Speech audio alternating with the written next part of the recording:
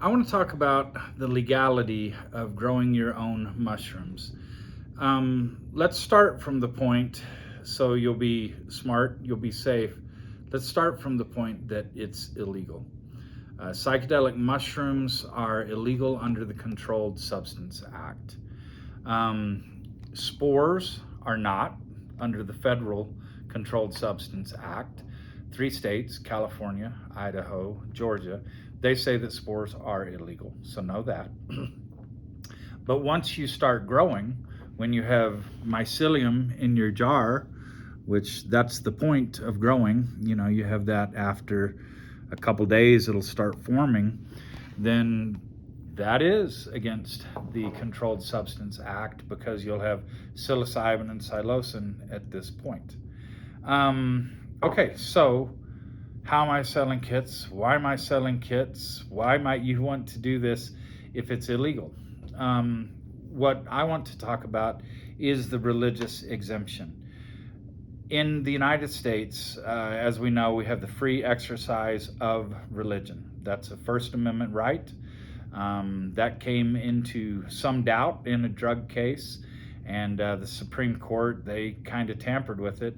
So Congress came back very strongly and passed the Religious Freedom Restoration Act.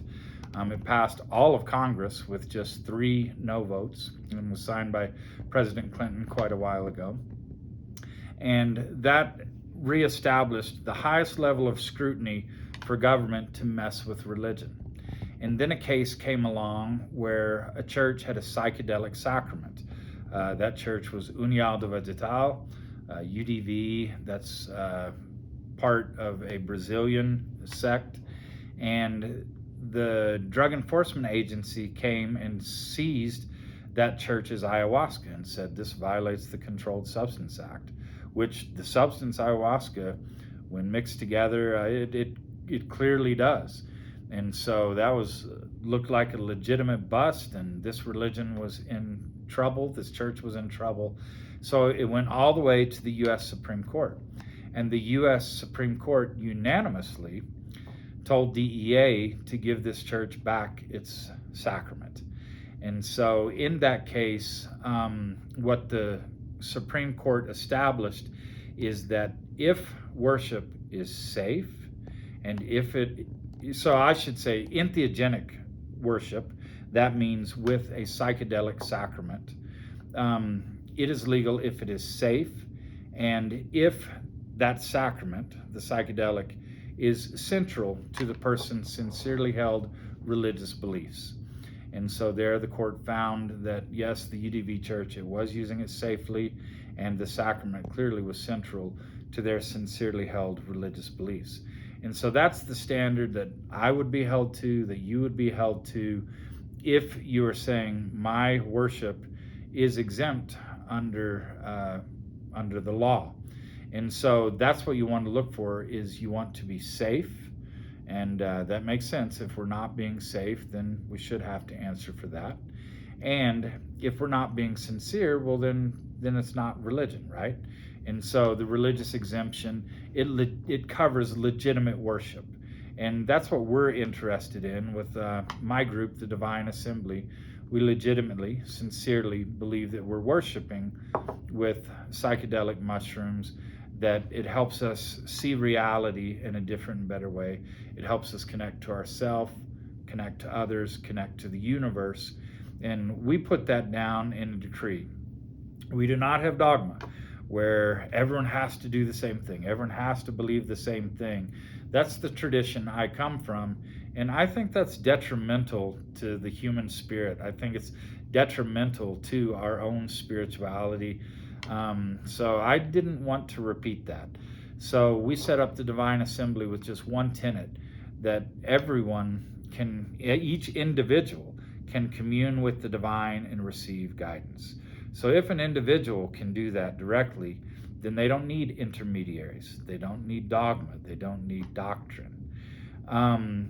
So rather than have scripture, rather than have commandments, what we suggest to each person in the Divine Assembly, and what we think it's the right thing to do, it helps us live our lives, be intentional about it. What are we really about? What do we want to do? What do we want to accomplish?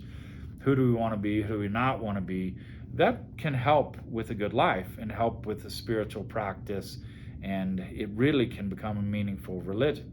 Okay, so boom, that serves that purpose in and of itself. But also remember, if a court looks at this, which they might look at psilocybin mushrooms and say, this violates the Controlled Substance Act. You're going to be prosecuted. Well, then in that case, you would say, this is my religion, and you would have to prove that. Yes, it's guilty. It's innocent until proven guilty. But in this case, if you have magic mushrooms, then you will have to establish that, yes, this is my religion. And I think the best way to do that is with a creed, where you write out exactly what is your religion. How do these mushrooms help you better commune with the divine? And it's so fun to see everyone come up with their individual interpretations of the divine and ways that they seek the divine. And so think about this. This is the way a lot of religions start, is one person has an encounter with the divine. But then in the religion, that's often the last person who has a disintermediated, in other words, no one standing between them and God. That's the last person in that religion to have a pure conduit to God, where God or the gods or goddess or the divine can say, hey, here's how it is. Because thereafter in that religion, everyone has to believe what that first person saw, what that first person said. And so, the divine assembly, it starts out of this head, where I had an experience where I believed that I communed with the divine, and it was sacred, it was powerful to me. But no one has to believe that. I mean, the divine that I communed with was in the form of my wife, and it was such a meaningful, strong connection. And that was, oh my gosh, 7 years ago, and I continue to learn from that and what it meant and give it meaning. Well, that would just weird me out to no end if people started worshiping my wife. I think she's wonderful and all that, but no, that was the way that the divine manifested to me based on my life experience. No one needs to follow that. No one should follow that. That would just be cuckoo cuckoo.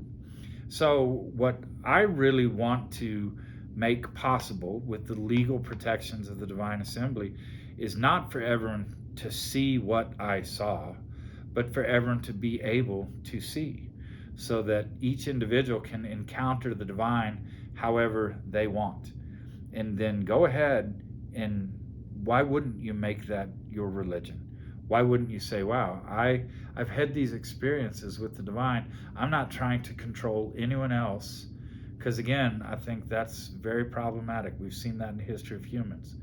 But I've had this experience. It has great meaning to me. I'm going to live my life differently and in a certain way that it just matters to me. And that will show up in how we interact with other people. But again, I do believe that we can be influenced by the divine as individuals, and that psilocybin mushrooms can help with that. And that's what the Divine Assembly is all about. And we now have just about 4 years under our belt. When we get together, we're always sober. All of our events that the Divine Assembly puts on, we expect people to show up sober, because we're having sober conversations about how to be better people, about how to be safer, about how to get enhanced meaning and enjoyment out of life, how to write creeds, what they can mean. And then, we integrate experiences, and we want to connect with each other and inspire and encourage each other.